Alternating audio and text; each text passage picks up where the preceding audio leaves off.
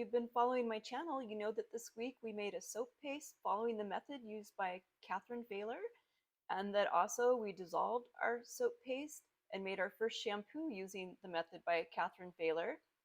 And today I dissolved another pound of paste to make a shampoo, and I mixed it up a little. I used a different technique that I found out about chickens in the road. So the video that I'm going to publish is actually going to use parts of Catherine Failor's book procedure and then parts of chickens in the road, because I found the chickens in the road so much easier. And I'll be linking to all of the equipment I used in this process, the book, the blog, and thanks for watching. Well, this is going to be day 2 of making our own homemade shampoo. We had our shampoo paste wrapped in towels to try to keep the heat in, because what happens is this continues processing. So the first thing we're going to do is take these towels off. And let's go ahead and see what this looks like this morning. All right, this is very encouraging. You can see the color is becoming more of a clear tone as opposed to like a creamy tone. Now, I don't really care that much personally whether my shampoo is clear or creamy looking, but the recipe, the author's intent is to make a clear shampoo. So let's see how close we can get to that. And what we're going to be doing today basically is we're going to be cooking our paste down. It's a 3-hour process because you only have to stir it every 30 minutes. That's the great news. Actually, let's just make sure we still have water in here. Yeah, we're going to want to add some more water. All right, this is in the bottom of the pot, the bottom of the double boiler, not into the actual shampoo paste. Let's put this back in. And I'm going to put this on in a medium setting just to warm it up a little bit. We're going to set our timer for 30 minutes, and every 30 minutes we're going to be checking this over the next 3 hours. Our timer is going off. This is going to be our first stirring. Let's just go ahead and see what this is like. It's pretty stiff still. I think it's still warming up. So far we don't have any puffing taking place. Let's just take a look at it, just so you can see. All right, we're going to put it back on the burner and set our timer for another 30 minutes. Our timer's going off. Let's go ahead and give this a stir. We have some parts that are a little melty, and we have a primary ball of paste, I guess you would say. It's not quite a ball, but we'll just keep stirring the melted edges in. So in hindsight, I would say having this on medium heat on an in-between size burner, not the biggest burner, not the smallest burner, probably be the best. And let's take a little look just to see how it's looking right at this time. Kind of looks about the same, which isn't so bad. Maybe picked up a little creaminess with the heating process. Let's measure the temperature, see if we're getting close to our target. Right, we're 160 on the outside. And yay, we're 160 on the inside. Let's go ahead and set our timer for another 30 minutes. Our timer is going off. Let's turn the timer off. It's not puffing up on us, and we're maintaining the temperature of 160 degrees. It's easier to stir.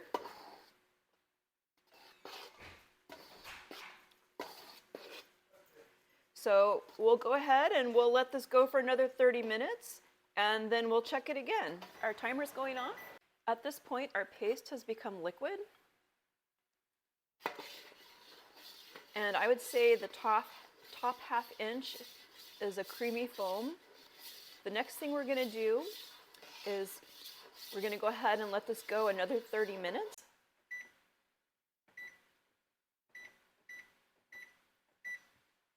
And when we come back, we're going to go ahead and test for free fatty acids.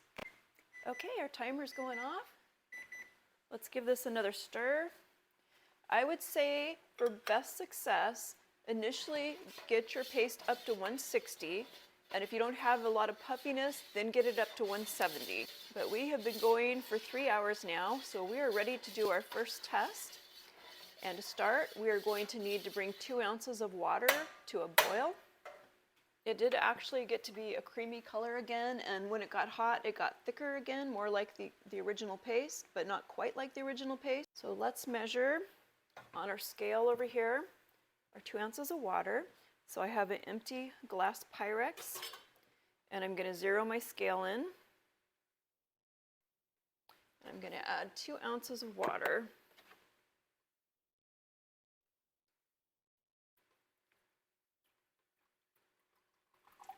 All right, and let's put this in the microwave for a minute, a fast way to bring it to a boil. And while our water boils, let's go ahead and measure an ounce of paste. We're going to take 1 ounce of paste and put it in 2 ounces of water and dissolve it to see whether it's clear or to see if it gets milky. That's our first test. Oops, and let's re-zero our scale in. Almost made a mistake there. Okay. Just a little bit more. Perfect. We have a little mat here we're going to put our hot boiling water onto. Let's go ahead and put our paste into our boiling water.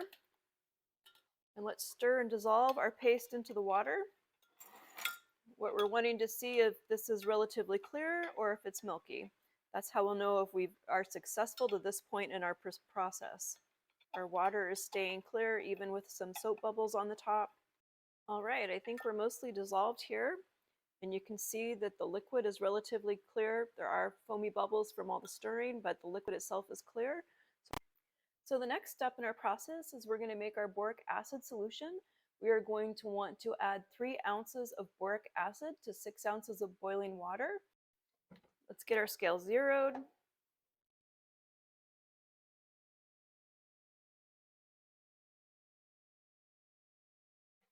And let's get 6 ounces of water in here.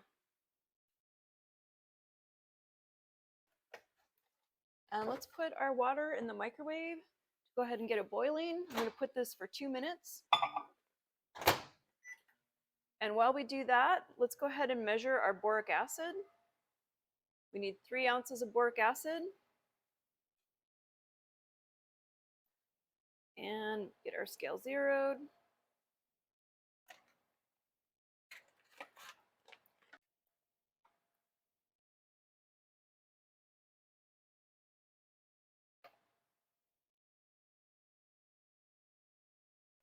We're only going to do a pound of paste at a time, because before we add the boric acid solution, we're going to have to dilute the paste. Almost there. It's 3 ounces.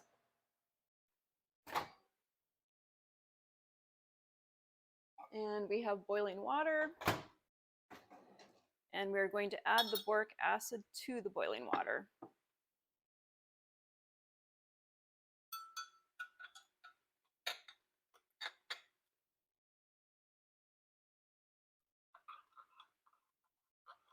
And make sure your water is boiling so that this dissolves well for you.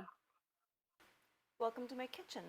3 days ago, we cooked and made a shampoo paste, and 2 days ago, we did our first dilution method, which mostly followed the Catherine Failor technique in the book that I purchased.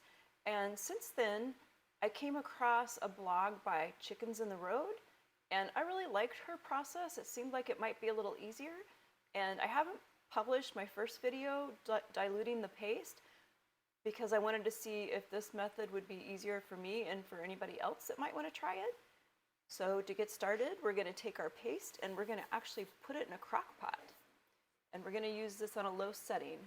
A little background just so you know, this paste that I'm working with, it has already processed for 3 hours on the burner. And the cool thing about this paste, you can actually process it for a long time. As long as your temperatures are low, you want to be awake in your house. And it's a little, the supervision isn't quite as important in the crock pot, but definitely if you have an open burner going, you want to make sure you supervise it at least initially until you make sure your alkalinity isn't too high and it won't make it puff up over the top of your container. Thankfully that didn't happen to me, but this crock pot method I think is going to be a lot easier for myself, possibly for anybody else who wants to try this. So I've gone ahead and removed all but 1 pound of my paste. I'm storing my extra paste in the refrigerator in plastic bags that are marked 1 pound shampoo paste. Let's go ahead and remove our paste from the top of our double boiler.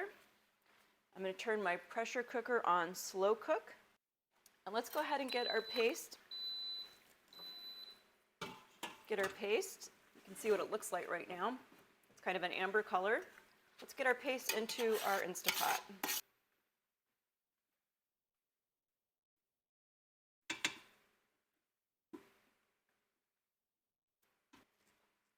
So with the Catherine Failor method, you basically take your 1 pound of paste and you add it into a bowl of 32 ounces of water, and you combine the paste into the water, and that's actually a little bit of work.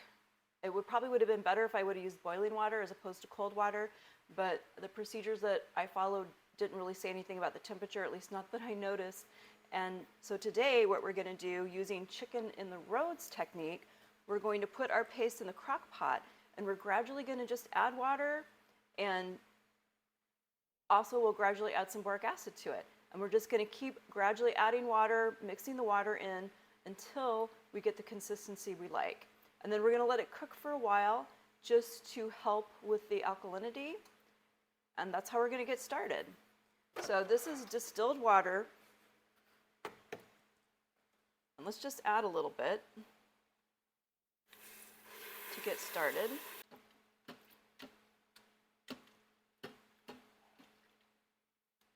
And I think we're pretty safe at this point regarding steam, but don't go out of your way to breathe in any steam that comes off of this. That initial steam was, and we really want to get this up to about 170 degrees. When you're first heating your paste is when you're more likely to have a problem with it puffing up a little bit high.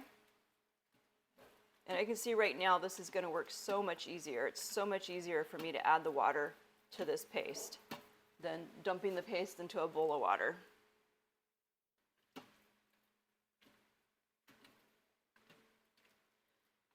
I'm pretty interested in reading more on the blog on chickens in the roads. She actually has some pretty cool recipes in there. And she also, so I really like that the Catherine Failor book has measurements as far as proportions of the oils and the lye. But it seems like the Chicken in the Road blog has smaller batches. So I'm going to end up with a lot of shampoo if I process all this. And I think with the recipe, at least the recipe that I saw for Chicken in the Road, you probably end up with a half gallon, possibly a quart. I'm probably going to end up with a couple of gallons of shampoo, which is great. We'll have shampoo for a while. So the biggest thing that I did different from Catherine Failor, and I'm also going to do different than Chickens in the Road, is I'm actually using a commercial acidity tester. This is a scientific instrument. I didn't really feel all that comfortable with that chemical that starts with a P that I can't pronounce. But this right here can give you an accurate acidity reading, so you know for a fact what the acidity of your shampoo product is going to be. And that's really important because if it's too alkaline, you can actually burn yourself. I succeeded in getting the shampoo that's currently processing, that's being sequestered for 3 weeks, to a 7.9 to an 8-point measurement. And that's what I'm hoping to achieve with this today. The thing about alkaline lye-based shampoos is they're not going to be the acidity of a commercial product. The alkaline-based shampoos are going to range between 8 and 10.5, and my goal is to get it to 8. You don't want to go below 7 or it'll foul your shampoo. The whole preservation point of the lye, other than the chemical reaction that happens that turns it into soap, is having a more alkaline product. I've been working on this for about 40 minutes now, and it's getting a little foamy because I'm adding the water in, but you can see it's getting thick as the paste dissolves, and I'm going to go ahead and add some more water and continue with the process. So I don't recommend using this whisk for this part of the process because you can see my paste is getting stuck in there, so basically I have to use this to pick it out. I would just stir either with a stainless steel spoon or a silicone-based type spatula to combine the water in as you add it. And our goal is going to be to get about 32 ounces of water in. But what's really cool about the chicken and the road gal is she just adds the water and stirs it and adds the water and stirs it until she gets it to the consistency she likes. So that's what we're going to do.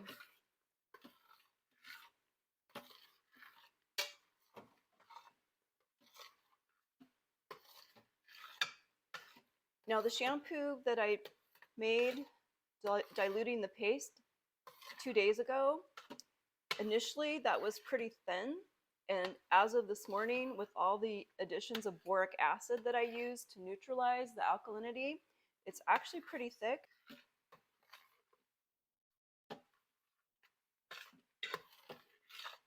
So I'm just going to keep adding water till I get to about the 32 ounce and just keep stirring this. And let's just take a look at it right now so you can see what it looks like at this point. See that? We've got some blobs of paste and we have some water and it's a little foamy, and I'm just combining it, and as I stir it, it stirs in. So I've been dissolving our paste with water for about 2 hours now, and I've reached the right amount of liquidity for the mixture. And right now it has an acidity of 12.1, which is too alkali. And I know from doing this 2 days ago that it's actually going to take quite a bit of boric acid to get this neutralized. So I'm going to start by adding about 10 tablespoons of boric acid into our mixture. And an interesting thing to note is when I made the boric acid, I had some left over. And by letting it sit for a couple days, it actually blended into the water much better than when I was first mixing it and using it. Whoops. All right, and don't let it splash you. 2, 3, 4, 5, 6, 7, 8, 9, 10. When you cook down your paste to make your taffy-like substance, go ahead and mix your boric acid ahead of time because it'll be easier to combine into your shampoo mixture once it's been sitting for at least a day. And my other recommendation would be to make sure you fully dilute your paste with enough water so that it is pretty, I guess runny is the word for it, because what's going to happen is when you add the boric acid, it's going to gradually thicken your shampoo and you don't want it to be too thick. Combine it in, and let's take an acidity reading.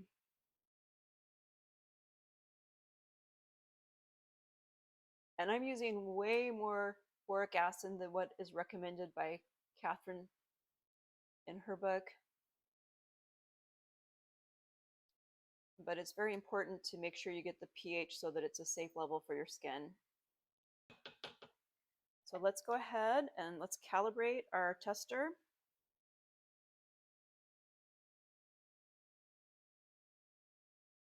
Should come down to a 4 because I'm using a solution that's a 4. Actually, I may need to give it a rinse and then do it.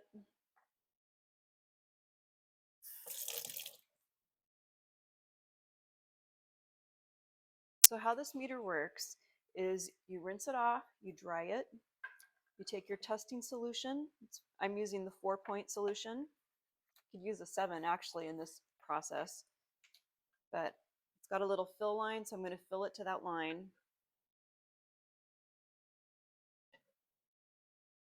I'm going to put it in the solution. I'm going to press the calibrate button. It only came down to 4.1. Oh, there we go. Now we got 4. All right, so now we're ready to test our soap mixture. I will include links to all the equipment that I'm using. Ooh, this is working much better. We're actually at an 8.2. Working much better than the process that I used 2 days ago. 8.1. What I'm going to do is I'm going to let this slow cook a little bit. and then we'll come back and test it again. All right, we have been processing the soap paste, turning it into shampoo, and I'm really happy to report that it's looking pretty good over there. Let's see if I can turn this. The clearness is desired by the Catherine Failor technique. The Chicken in the Road blog, well, she's not that concerned about whether the soap's clear or not, and neither am I. So whether it turns out clear or whether it turns out opaque, I'll be happy with it. I'm mostly interested in having a shampoo that's PFA free and a shampoo that has some texture to it. And I think the boric, even though it's quite watery at this point, the boric acid will thicken it. So let's go ahead and transfer our shampoo into our jar here for sequestering. And let me get some hot pack. I'm just going to pour this directly from this Instapot insert into our jar.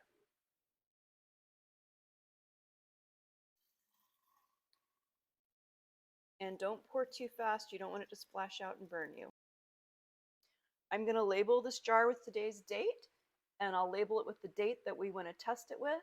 And when our 3 weeks are up, I'll come back and give you an update and let you know how I like the shampoo. Thanks for watching.